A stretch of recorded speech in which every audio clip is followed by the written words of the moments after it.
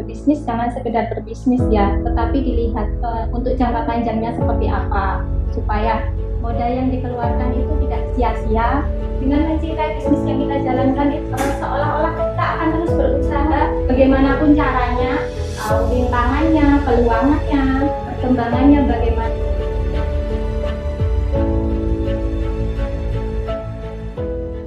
Assalamualaikum warahmatullahi wabarakatuh. Sobat muda, bertemu lagi di channel The Young Ideas, di mana sobat muda bisa menyampaikan ide, gagasan, unek-unek, impian, kritik, dan semuanya dalam berbagai bidang di channel ini.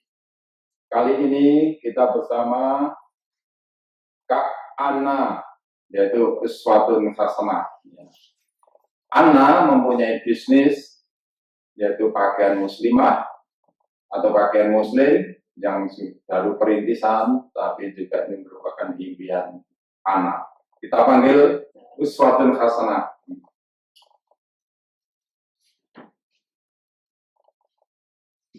Selamat malam, Anna. Malam, Prof. Ya, alhamdulillah bisa bertemu ya. Ya. Bagaimana perjalanan pendidikan dulu ya? Kamu asal dari mana? Saya dari Solo. Awalnya saya sekolah di Al-Esaf. Pada awalnya saya masuk Al-Esaf karena atas rekomendasi saudara. Di situ kan ada tes TOEFL. Tes TOEFL akhirnya lolos, akhirnya masuk Al-Esaf. Dan alhamdulillah menjalani pendidikan dengan lancar. Lulus tahun berapa? Lulus tahun 2012. Terus mulai usaha tahun berapa? Mulai usaha itu semenjak kuliah. Semenjak kuliah tahun 2009. Tahun 2009 pada awalnya sebenarnya itu PKM, Prof. Oh, proyek program kemandirian mahasiswa ya? Ya, saya pilih yang tema kewirausahaan. Nah, di situ saya lolos, saya bikin judul butik tas batik. Berawal Jadi dari situ. PKM itu memang ada hasilnya ya? Artinya kamu menjadi pengusaha yang betul ya? Ya, alhamdulillah dari 2 PKM yang diajukan itu lolos dua-duanya. Yang saya kembangkan secara fokus dan terus-menerus itu yang tas batik. Produknya itu apa saja sekarang ini? Kalau sekarang ini kita lebih fokus di baju muslimah, khusus muslimah, yang pria enggak? Pria untuk sampingan saja. Oh, ya. Berapa omsetnya sebulan? Berapa potong yang biasa? Masih terbatas ya, karena kami fokus di kualitasnya. Jadi ini produk yang berkualitas ya? Iya. Dari pemilihan. Itu yang harga-harga berapa yang disebut berkualitas? Harganya antara berkualitas di kelasnya, namun harganya relatif terjangkau. Kisaran 200 sampai 500. 200 sampai 500. Terus bagaimana cara memasarkannya? Memasarkannya masih kalau masak ini kan online. Facebook, Instagram, kemudian kami juga menawarkan ke rekan-rekan semua sistem royalti. Maksudnya gimana sistem royalti? Biasanya komisi. Biasanya teman itu menawarkan ke perusahaan atau ke sekolah-sekolah, nanti orderkan ke saya, nah saya langsung. Jadi ini basisnya juga online ya? Iya. Oke. Berapa orang yang membantu kamu dalam produksi? Kalau karyawan ada sekitar 11. 11 iya. Orang ya? Ya. Luar biasa itu ya. Kamu sudah istilahnya itu bisa memberi pekerjaan 11 orang. Ya. Kalau berjagat 11 orang itu berat sekali, tapi kalau memberi pekerjaan bisa orangnya juga bisa tertolong, tapi bekerja. Baik. Itu kalau bersama keluarganya mungkin sudah 40 orang. Baik. Sampai di mana saja nih distribusinya? Distribusi masih sekitaran Indonesia, antar pulau juga. Belum menembus Malaysia, Arab gitu? Belum. Apa impianmu mengenai pengembangan usaha? Impian saya kedepannya menjadi perusahaan yang lebih besar, membantu perekonomian sekitar. Selain itu juga membuka investasi juga. Maksudnya membuka investasi bagaimana?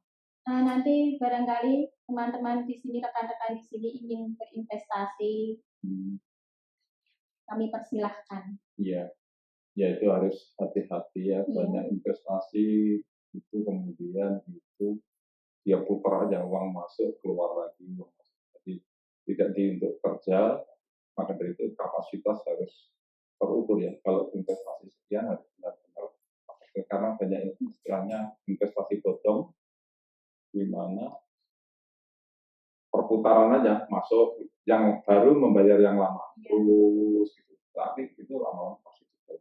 Ini saran saya juga. Oke. Bagaimana kamu ini perjalanan usaha itu pastilah jatuh bangun ya. Pernah mengalami masa jatuh? Pernah, sering. Bagaimana ceritanya?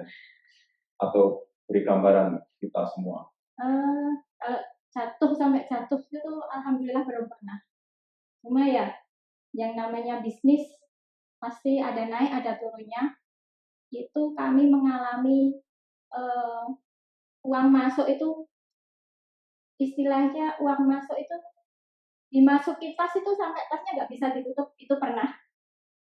Terus tas sampai nol, bener-bener nol itu juga pernah. Jadi kalau minus rugi? Kalau minus pernah juga. Tapi alhamdulillah bulan-bulan depannya itu ketutup sama orderan. Pernah nggak yang datang berpikir kalau waktu minus atau itu sampai ingin menutup usaha sampai gitu? Nggak pernah. Jadi istilahnya bertahan terus. Bertahan terus. Memang saya cinta di bidang itu. Oke. Iya. Apakah orang tua itu ada bisnis juga? Orang tua mengajarkan anak-anaknya memang berwirausaha.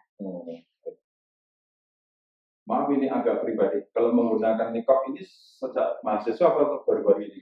Ini baru 3 tahun ini. Baru 3 tahun ini. Ya. Itu atas anjuran suami atau? Kalau ini kemauan saya sendiri. Kemauan sendiri. Iya. Baik. Suami cuma mensupport aja. Mensupport aja ya. Ya. Oke. Apa pesanmu untuk generasi muda? Saran saya, berbisnis jangan sekedar berbisnis ya, tetapi dilihat untuk jangka panjangnya seperti apa, supaya modal yang dikeluarkan itu tidak sia-sia, bisa berkelanjutan terus-menerus hingga menjadi seperti yang dicita-citakan. Saya tertarik dari statementmu bahwa tetap ingin mencintai bidang ini. Bisa diceritakan kepada generasi muda bahwa bisnis harus mencintai bidangnya. Iya. Kenapa kita harus mencintai bisnis yang kita jalankan? Karena dengan mencintai bisnis yang kita jalankan itu seolah-olah kita akan terus berusaha bagaimanapun caranya, jatuh bangun tetap dijalani ya. Kan karena namanya sudah cinta. Walaupun susah, nangis-nangis, istilahnya sampai penuh perjuangan tetap diperjuangkan. Dan saya itu punya moto, kalau sudah menjalani satu bisnis, jalani bisnis itu dengan fokus. Jadi kita tahu, kita bisa tahu rintangannya, peluangannya, perkembangannya bagaimana, seperti itu. Cordova juga mengadakan pelatihan ya, pelatihan khususnya membuat tas. Kenapa membuat tas? Kalau membuat baju itu di luar kan banyak institusi-institusi, lembaga, kursus dan sebagainya. Sedangkan membuat tas itu masih jarang. Nah, di situ kami bekerja sama dengan kreasi karya kita. Itu isinya adalah crafter-crafter di Solo mengadakan pelatihan membuat tas. Itu bahan bakunya apa? Bahan bakunya kain. Bisa dijahit dengan mesin biasa. Tidak perlu mesin yang canggih. Mesin rumahan itu pun bisa, bahkan dijahit tangan pun juga bisa. Nah, dari situ hasilnya ibu-ibu itu bisa membuat lagi untuk dijual, diproduksi massal, Dan di situ ada rasa di dalam hati saya, ternyata alhamdulillah bermanfaat sekali ya. Selain itu meramaikan pameran-pameran di Solo khususnya, karena tiap ada event di Solo itu pasti ada pamerannya, meramaikan produk di dalam negeri ya. Dalam negeri. Ya, ini hebat sekali. Jadi mencintai bisnisnya. Semua orang itulah yang disebut profesional ya. Mencintai bisnisnya. Petani itu juga banyak yang rugi karena dia mencintai profesi petani itu, semacam dedikasi dan pengabdian. Dia lakukan itu adalah saran yang bagus sekali dari suatu customer. Apa harapan kamu atau pesan kamu pada pemerintah? Pemerintah kan mungkin takut ya dengan orang bernikah ini. Dengan diskusi ini kita tunjukkan bahwa orang bernikah itu juga berbisnis biasa, dia menjalankan bisnis dengan profesional. Pesan saya khususnya menghadapi orang bernikah ya. Orang bernikah itu sebenarnya sama seperti manusia yang lainnya. Mereka juga berbaur, bersosialisasi, berbisnis. Bahkan banyak teman-teman bisnis itu yang bernikah juga dan lebih maju usahanya daripada saya dan menyumbang kontribusi yang cukup besar untuk sekitarnya. Itu luar biasa. Luar biasa. Ya, terutama kamu sudah memberi pekerjaan 11 orang, mungkin dengan keluarganya itu 40 orang, ini hebat sekali. Terima kasih Ana sudah bergabung di channel ini, mudah-mudahan menginspirasi kita juga. Sampai berjumpa lagi. Assalamualaikum warahmatullahi wabarakatuh. Waalaikumsalam warahmatullahi wabarakatuh. Terima kasih, Prof.